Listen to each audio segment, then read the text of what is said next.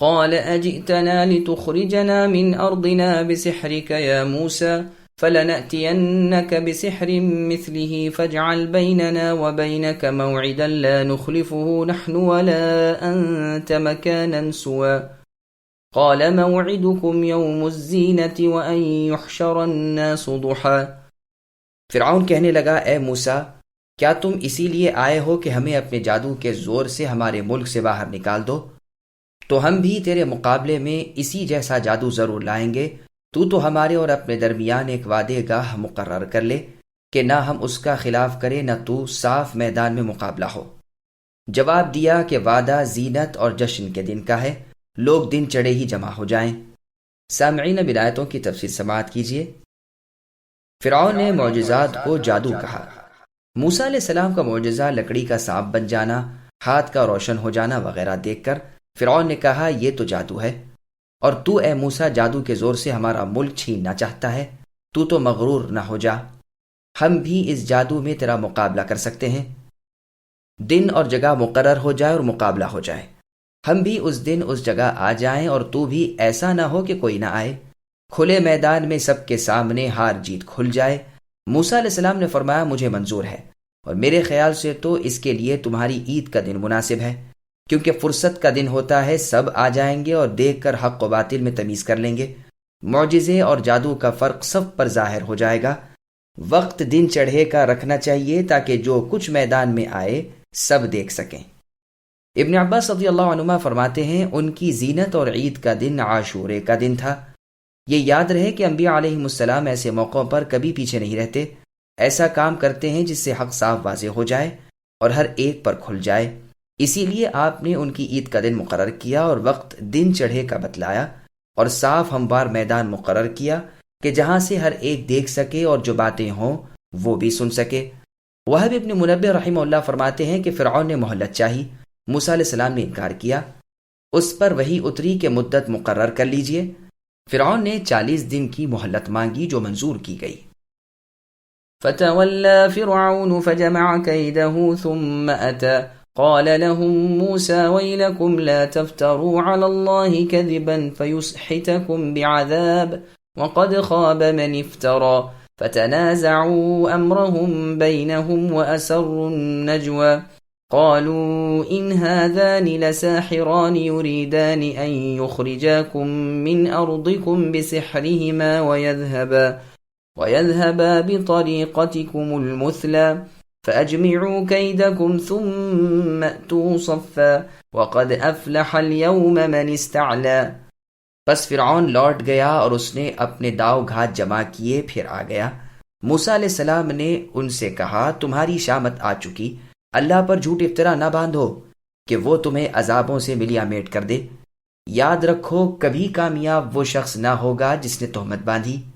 پس یہ لوگ اپنے آپس کے مشوروں میں مختلف رائے ہو گئے اور چپکے مشورہ کرنے لگے، کہنے لگے، ہیں تو یہ دونوں جادوگر اور ان کا پختہ ارادہ ہے کہ اپنے جادو کے زور سے تمہیں تمہارے ملک سے باہر نکال دیں اور تمہارے بہترین مذہب کو برباد کر دیں۔ تو تم بھی اپنی کوئی تدبیر اٹھا نہ رکھو، پھر صف بندی کر کے آ جاؤ، جو آج غالب آ گیا وہی بازی لے گیا۔ سامعین، اب آیتوں کی تفسیر سماعت کیجیے۔ فرعون نے جادوگر بلا کر مقابلے کی کوشش کی۔ جبکہ مقابلے کی میعاد مقرر ہو گئی، دن وقت اور جگہ بھی ٹھہر گئی، تو فرعون نے ادھر ادھر سے جادوگروں کو جمع کرنا شروع کیا۔ اس زمانے میں جادو کا بہت زور تھا اور بڑے بڑے جادوگر موجود تھے۔ فرعون نے عام طور سے حکم جاری کر دیا تھا کہ تمام ہوشیار جادوگروں کو میرے پاس بھیج دو۔ وقت تک تمام جادوگر جمع ہو گئے۔ فرعون نے اسی میدان میں اپنا تخت نکلوایا، اس پر بیٹھا۔ تمام امراء وزراء اپنی اپنی جگہ بیٹھ گئے، رعایا سب جمع ہو گئی۔ جادوگروں کی صفیں پرا باندھے تخت کے آگے کھڑی ہو گئی۔ فرعون نے ان کی کمر ٹھونکنی شروع کی اور کہا، دیکھو آج اپنا وہ ہنر دکھاؤ کہ دنیا میں یادگار رہ جائے۔ جادوگروں نے کہا، اگر ہم بازی لے جائیں تو ہمیں کچھ انعام بھی ملے گا۔ کہا، کیوں نہیں، میں تو تمہیں اپنا خاص درباری بنا لوں گا۔ ادھر سے کلیم اللہ موسیٰ علیہ السلام نے انہیں تبلیغ شروع کی کہ دیکھو اللہ پر جھوٹ نہ باندھو ورنہ شامت اعمال برباد کر دے گی۔ لوگوں کی آنکھوں میں خاک نہ جھونکو، در حقیقت کچھ نہ ہوا، تم اپنے جادو سے بہت کچھ دکھا دو، اللہ کے سوا کوئی خالق نہیں جو فی الواقع کسی چیز کو پیدا کر سکے، یاد رکھو ایسے جھوٹے بہتانی لوگ فلاح نہیں پاتے۔ یہ سن کر جادوگروں میں آپس میں چیمہ گوئیاں شروع ہو گئیں۔ بعض تو سمجھ گئے اور کہنے لگے یہ کلام جادوگروں کا نہیں، یہ تو سچ مچ اللہ کے رسول ہیں۔ بعضوں نے کہا نہیں بلکہ یہ جادوگر ہیں، مقابلہ کرو۔ یہ باتیں بہت ہی احتیاط اور پوشیدگی سے کی گئیں۔ ان ہذانی کی دوسری قرات ان ہذینی بھی ہے، مطلب اور معنی دونوں قراتوں کا ایک ہی ہے۔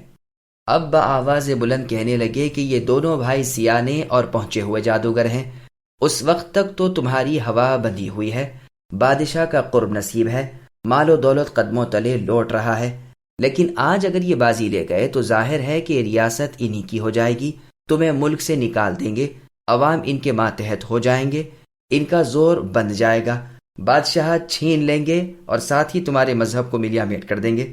بادشاہت، عیش و آرام، سب چیزیں تم سے چھین جائیں گی، شرافت، عقل مندی، ریاست سب ان کے قبضے میں آ جائے گی، تم یوں ہی بھٹے بھونتے رہ جاؤ گے، تمہارے اشراف ذلیل ہو جائیں گے، امیر فقیر بن جائیں گے، ساری رونق اور بہار جاتی رہے گی۔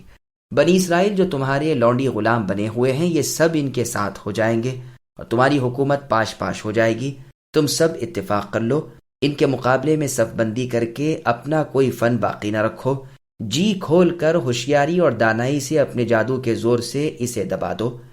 ایک ہی دفعہ ہر استاد جادوگر اپنی کاریگری دکھا دے تاکہ میدان ہمارے جادو سے پر ہو جائے۔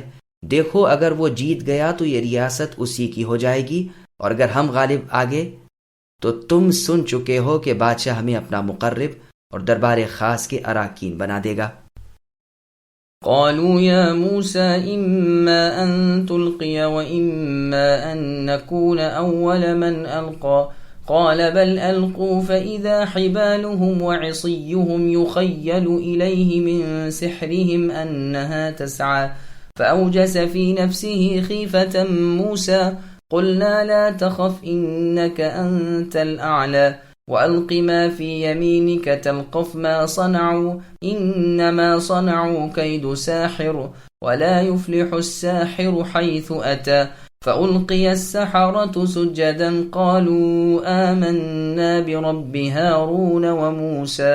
جادوگر کہنے لگے کہ موسیٰ یا تو تم پہلے ڈالو یا ہم اول ڈالنے والے بن جائیں۔ جواب دیا کہ نہیں، تم ہی پہلے ڈالو۔ اب تو موسیٰ علیہ السلام کو یہ خیال گزرنے لگا کہ ان کی رسیاں اور لکڑیاں بوجہ ان کے جادو کے دوڑ بھاگ رہی ہیں، تو موسیٰ علیہ السلام اپنے دل ہی دل میں ڈرنے لگے۔ ہم نے فرمایا کچھ خوف نہ کیجئے، یقیناً آپ ہی غالب اور اوپر رہیں گے۔ آپ کے دائیں ہاتھ میں جو ہے اسے ڈال دیجئے کہ ان کی تمام کاریگری کو وہ نکل جائے۔ انہوں نے جو کچھ بنایا ہے یہ صرف جادوگروں کے کرتب ہیں، اور جادوگر کہیں بھی جائے کامیاب نہیں ہوتا۔ اب تو تمام جادوگر سجدے میں گر پڑے اور پکار اٹھے کہ ہم تو ہارون اور موسیٰ علیہ السلام کے پروردگار پر ایمان لا چکے۔ سامعین اب ان آیتوں کی تفسیر سماعت کیجیے۔ جادوگروں پر موسیٰ علیہ السلام کی برتری۔ جادوگروں نے موسیٰ علیہ السلام سے کہا کہ اب بتلاؤ تم اپنا وار پہلے کرتے ہو یا ہم پہل کریں؟ اس کے جواب میں اللہ کے پیغمبر موسیٰ علیہ السلام نے فرمایا تم ہی پہلے اپنے دل کی بھڑاس نکال لو تاکہ دنیا دیکھ لے کہ تم نے کیا کیا، اور پھر اللہ نے تمہارے کیے کو کس طرح مٹا دیا۔ اسی وقت انہوں نے اپنی لکڑیاں اور رسیاں میدان میں ڈال دیں۔ کچھ ایسا معلوم ہونے لگا کہ گویا وہ سانپ بن کر چل پھر رہی ہیں اور میدان میں دور دور بھاگ رہی ہیں۔ کہنے لگے فرعون کے اقبال سے غالب ہم ہی رہیں گے۔ لوگوں کی آنکھوں پر جادو کر کے انہیں خوف زدہ کر دیا اور جادو کے زبردست کرتب دکھا دیے۔ تھے بھی یہ لوگ بہت زیادہ۔ ان کی پھینکی ہوئی رسیوں لاٹھیوں سے اب سارے کا سارا میدان سانپوں سے پر ہو گیا۔ وہ آپس میں گد بد کر کے اوپر تلے ہونے لگے۔ اس منظر نے موسیٰ علیہ السلام کو خوف زدہ کر دیا کہ کہیں ایسا نہ ہو لوگ ان کے کرتب کے قائل ہو جائیں اور اس باطل میں پھنس جائیں۔ اسی وقت اللہ تعالیٰ نے وحی نازل فرمائی کہ اپنے داہنے ہاتھ کی لکڑی کو اے موسیٰ میدان میں ڈال دیجئے، ہراساں نہ بنیے۔ آپ نے حکم برداری کی۔ اللہ تعالیٰ کے حکم سے یہ لکڑی ایک زبردست بے مثال اژدہا بن گئی، جس کے پیر بھی تھے اور سر بھی تھا، کچلیاں اور دانت بھی تھے۔ اس نے سب کے دیکھتے سارے میدان کو صاف کر دیا۔ اس میں جادوگروں کے جتنے کرتب تھے سب کو ہڑپ کر لیا۔ اب سب پر حق واضح ہو گیا، معجزے اور جادو میں تمیز ہو گئی، حق و باطل میں پہچان ہو گئی۔ سب نے جان لیا کہ جادوگروں کی بناوٹ میں اصلیت کچھ بھی نہ تھی۔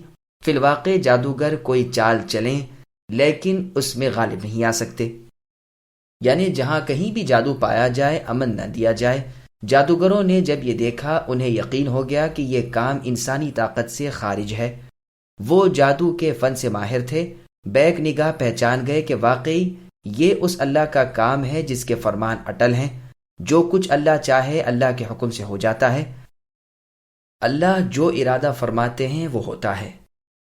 اس بات کا انہیں اتنا کامل یقین ہو گیا کہ اسی وقت اسی میدان میں سب کے سامنے بادشاہ کی موجودگی میں وہ اللہ کے سامنے سر بسجود ہو گئے اور پکار اٹھے کہ ہم رب العالمین اللہ پر یعنی ہارون اور موسیٰ علیہ السلام کے پروردگار پر ایمان لائے۔